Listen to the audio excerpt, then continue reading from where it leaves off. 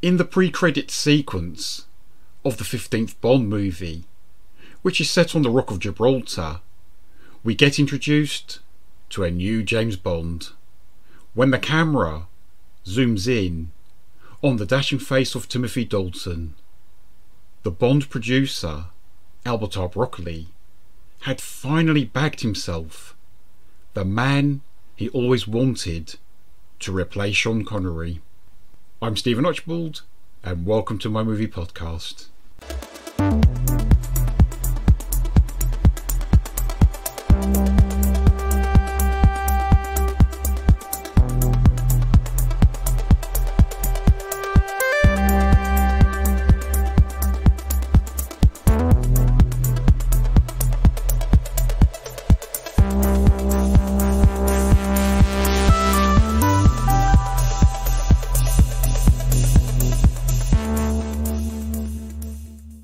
Hello, and welcome to my podcast, They Came From Within, Cult Movie Reviews.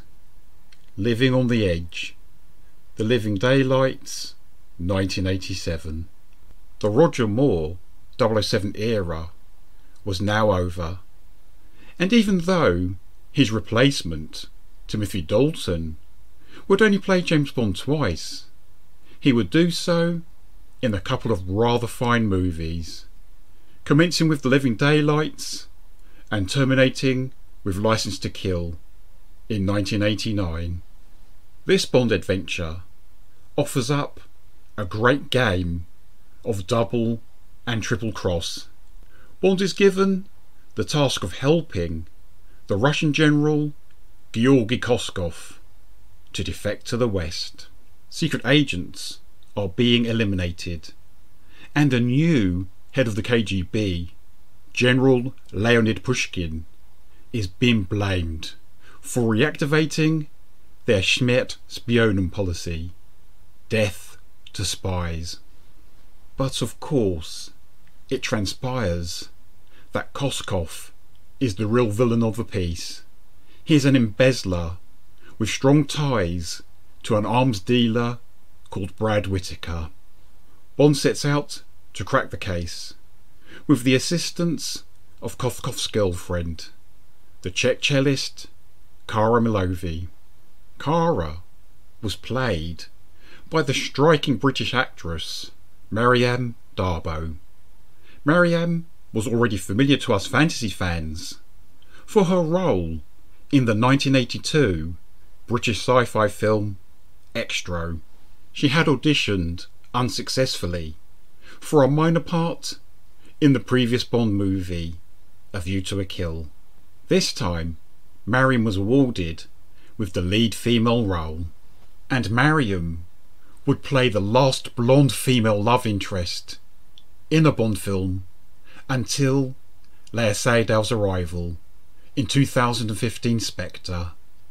Miss d'Abo produced and presented the excellent documentary Bond Girls Are Forever, which was made in 2002 and updated in 2006, and she co-wrote the book of the same name with John Cork. Clearly a fan of the British agent, Cork was responsible for making over 30 of the documentaries which feature on the James Bond DVD and Blu-ray releases. Maryam was married to Hugh Hudson, the British director, whose works included Chariots of Fire and Greystoke, The Legend of Tarzan. They were married for a little over 19 years, until his tragic passing in February this year at the age of 86. Cubby Broccoli had met with Pierce Brosnan around the time of the filming of For Your Eyes Only. Brosnan was all set to star in this movie, but he couldn't extricate himself from his Remington and Steele contract.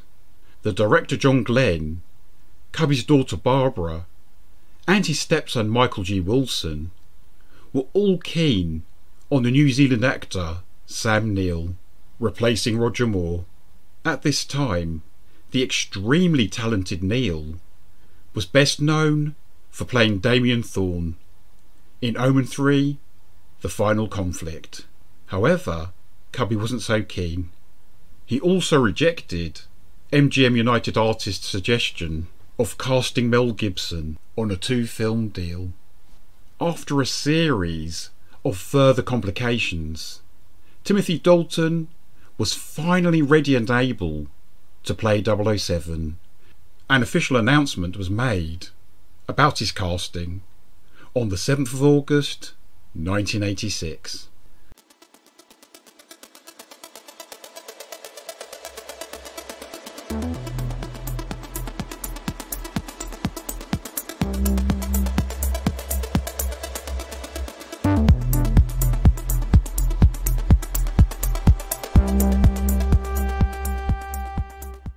The 25-year-old Caroline Bliss was brought in to play M Secretary, Miss Moneypenny, succeeding the marvellous Lois Maxwell. Caroline would play the part again in Licence to Kill. Funnily enough, she would get replaced by an actress called Samantha Bond. What's also ironic is that both women went to the same school. Caroline was in the year above Samantha's. Bond's CIA buddy, Felix Leiter, returned to the franchise for the first time in 14 years, having last been seen in Live and Let Die. This time he was played by the handsome American actor John Terry, who isn't really given much screen time.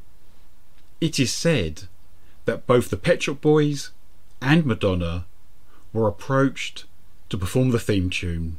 The popular Norwegian trio a-ha ended up being chosen. It's been widely documented that a-ha did not get on well with the composer John Barry. Even so, they recorded a rather good theme tune together. Funnily enough, I think that a track called The Blood That Moves the Body on a-ha's 1988 album Stay on These Roads sounds even more like a Bond tune than this one.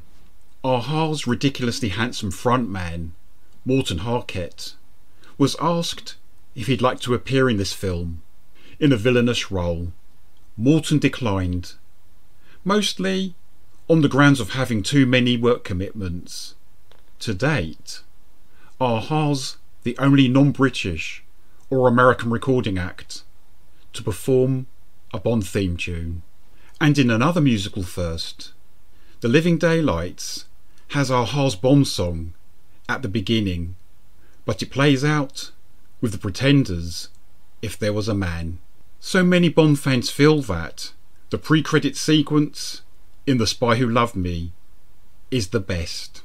Although it is similar, I believe the one in this movie is even better, where Bond has to parachute out of the back of a Land Rover as it plummets down the side of the Rock of Gibraltar. It is fabulous stuff. Even though some people were disappointed with certain alterations in Bond's screen persona, many now admit Dalton was ahead of his time. His is a James Bond who takes the job very seriously, who reacts realistically in any given situation, and who treats women with respect. Apart from 007's dalliance with a woman on a boat at the start of the film, he only has a relationship with one woman in this film, and it is a grown-up one at that. More than Connery, Lazenby, Moore or Brosnan, it's Dalton's interpretation of James Bond that best matches Daniel Craig's. If you love Craig's work, you're likely to love Dalton's too. Having never managed to cast the brilliant Dutch actor Rutger Hauer in one of their movies, Cubby & Co. did the next best thing by casting his fellow countryman Jeroen Krabbe, celebrated for starring in such Paul Verhoeven movies as Soldier of Orange, Spetters and The Fourth Man. Krabbe plays Koskov, the corrupt Russian general with a taste for the Western high life. His partner in crime, the demented Brad Whitaker, is played by the fine Texan actor Joe Don Baker, whose credits include Charlie Varick, Walking Tall, The Outfit, and a 1991 version of Cape Fear. Baker was also great in the BBC miniseries Edge of Darkness, which was directed by Martin Campbell, who would go on to direct GoldenEye and Casino Royale 2006. Interestingly enough, Joe would also appear in both GoldenEye and Tomorrow Never Dies, but as a good guy CIA agent called Jack Wade. Filmed in several countries, including Morocco, Austria and Italy, The Living Daylights was shot between September 1986 and February 1987. It received its premiere at London's Odeon Leicester Square on the 29th of June 1987, and from a budget of $40 million, it made $191.2 million at the box office. With The Living Daylights, the new era of the cinematic Bond had truly arrived. I'm Stephen Archibald, and thanks for listening to my podcast, They Came From Within, Cult Movie Reviews. All the best, and bye-bye for now.